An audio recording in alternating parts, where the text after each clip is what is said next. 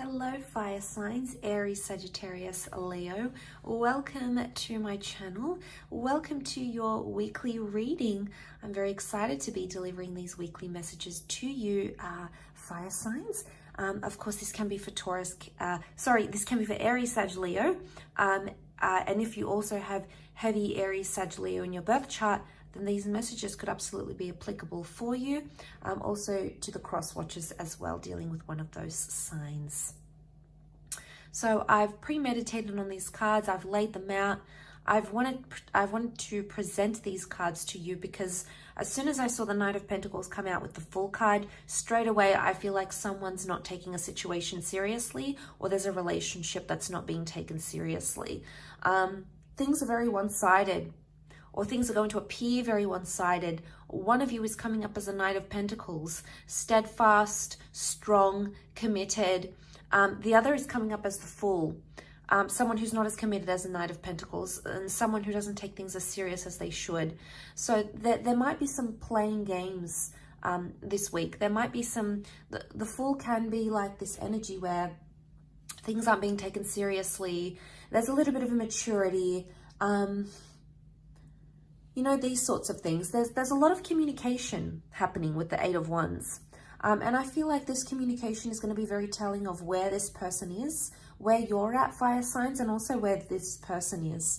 Now, it's not necessarily a bad thing. Sometimes a Knight of Pentacles can teach the Fool some things about being serious and being committed.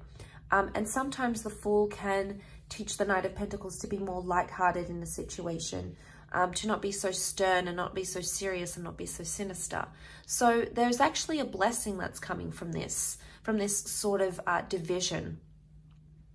You know, I don't think it's anything bad. I think with the Fool card, it could just be minor games and immaturity on your part, or maybe your person's.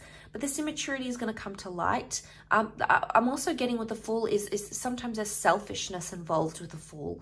The Sun is the self. The Fool comes first, okay? This is what the Fool wants to do. This is his prerogative, his intention, his wants, his needs. So someone is maybe being in a selfish energy here. Now, the Fool is also Aries energy. So I don't know if there's a message here that some of you need to come into Aries energy and be more selfish in a relationship if you haven't been. You know, create more time for yourself, to have that independence, to have those wants, needs met, because if there's something that you're wanting from this connection, you know, you should let it be known. But I also feel like the thing that comes to mind is needing self-love in a situation, or you needing time to yourself. Maybe I'm not getting a strong vibe of needing time to yourself.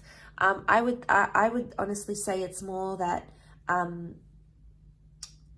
feel like the Knight of Pentacles and the Fool give each other something that no one else can. And I feel like that exchange is going to be evidenced this coming week, because I'm seeing love in a situation. There's love present with the Queen of Cups. So even if you think someone's playing games, this person has actually developed, or you have actually developed very, you know, that you've developed care and concern and compassion towards each other. Now, because this reading is more catered for you, fire signs, it could very well indicate with the Queen of Cups that someone, you know they're playing games, you know they might not be serious, you know there's immaturity on their part, but in some ways you feel like you want to help them. In some ways you want to watch them grow, or in some ways you want to be around to watch that transformation. And I absolutely think it's very likely that you could be. I think with the Queen of Cups, there's love here, whether you're aware of it or not, whether you're intentionally aware of it, or whether there's more like what I'm getting is like subconscious love. The Queen of Cups she's found something priceless. So you're finding something that's invaluable here, fire signs. And when we find something like that, we want to hold on to it. We want it in our lives. We want to enjoy it. We want to embrace it. We want to be around it. We want to have that in our experience. And who's to take that away from us? And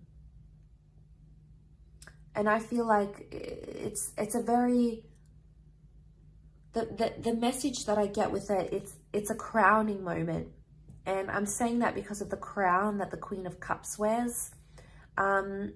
It's almost like a very rewarding or pivotal moment in this connection.